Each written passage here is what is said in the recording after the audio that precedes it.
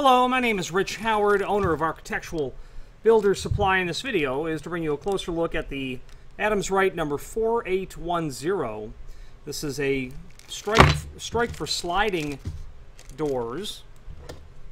You're generally going to see this used with like an MS 1847 series lock body, a hook bolt basically, in a wood application, because where you'll commonly see that sliding door hardware that I'm referring to, the 4189, the 4190, the 4430, 4431 series, you'll see those in sliding aluminum doors in homes, like between the rear facade of a home and the lanai, the enclosed area, things of that nature, sliding patio doors in bedrooms and kitchens.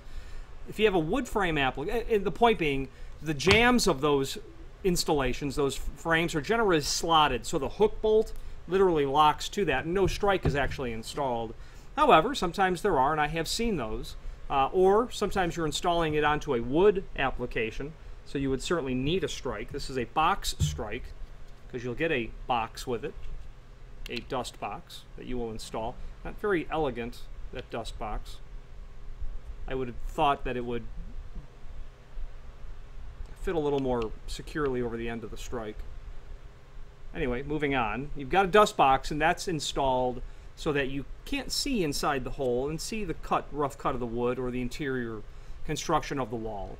And plus, you don't want the intrusion of dust from the wall coming out that cavity, which would be the case. This will be a piece of zinc-plated steel.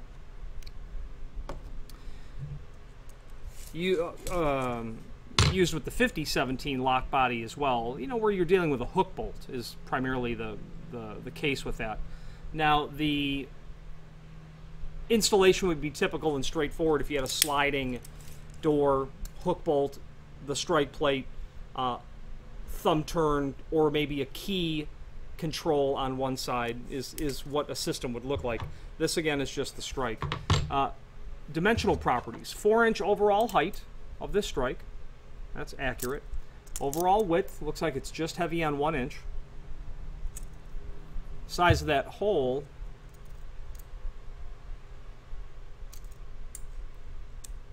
and it is equidistant from either end.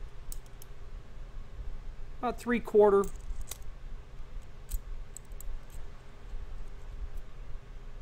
by 1.1 inches. Okay. Depth of the box, about 9/16 with an overall height, about 2 and 11/16. No, pardon me, 2 and 9/16. Screws are included. Flathead wood screws are included. Thickness of that strike, they show it as 1/8 of an inch. Let's test that. 0.122 inch, so basically 1/8 of an inch. That's where you're going to use this. Mortising this, simple and straightforward. I would take my caliper and I would measure the pieces. I would route for the dust box. I would route the jamb for the dust box, fit that in to the proper depth and width and length. Obviously, I would add the 1/8 of an inch thickness for the plate, and then I would route for my my strike plate. The fact that it's 1 1/32 of an inch wide, don't know if you're going to find a router bit that size. Obviously, I'd probably be looking to deal with a 1-inch bit and just cheating it in if I had to open that up, relieve the width of that ever so slightly manually. I would certainly do so. The width of that box that we had measured, what did we say, 9/16? Oh no, 13/16. Yeah, I would be less concerned with the width of what I'm prepping for this. I just need it to be in position without moving, because apparently nothing holds it in place once it's installed. So I might be tempted to find the right router bit. Router to me is using a router is the most elegant way to approach installation. While the front end setup time is generally where all the work is, the end product justifies that front end setup time. Comparing to just doing it by hand. Now, you could also take just drill bits, Obviously, a spade bit would not be very elegant because you're drilling further in, but Forstner bits are good because they're flat-ended. You could drill a series of Forstner bits and then just take your chisel and straighten all those preps out. You could, in effect, do the same with this. Really wouldn't want to have that much chisel work on an exposed piece where a router would be quite elegant.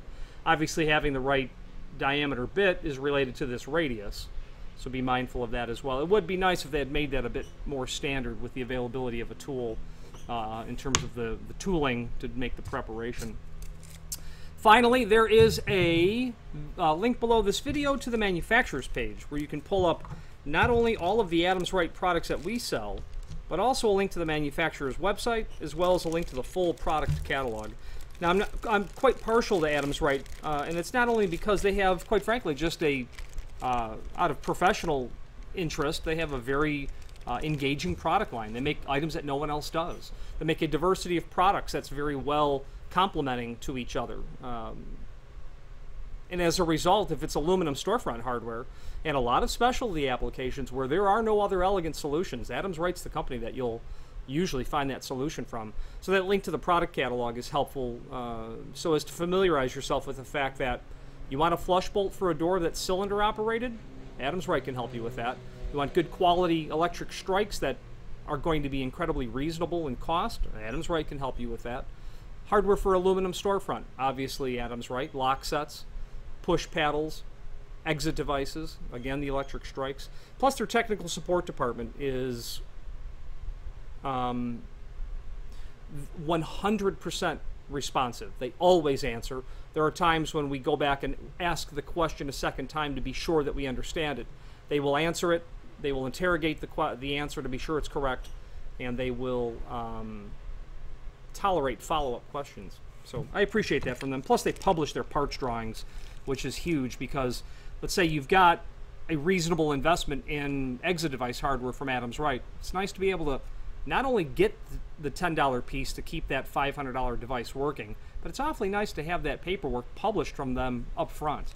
Anyway, if you have any questions on the Adams Rite 4810 strike, and that 603 means zinc coated, the -01, I am told, means that you're going to get a flathead wood screw, and if you change that 01 to an 02, you'll get a machine screw is what you would get.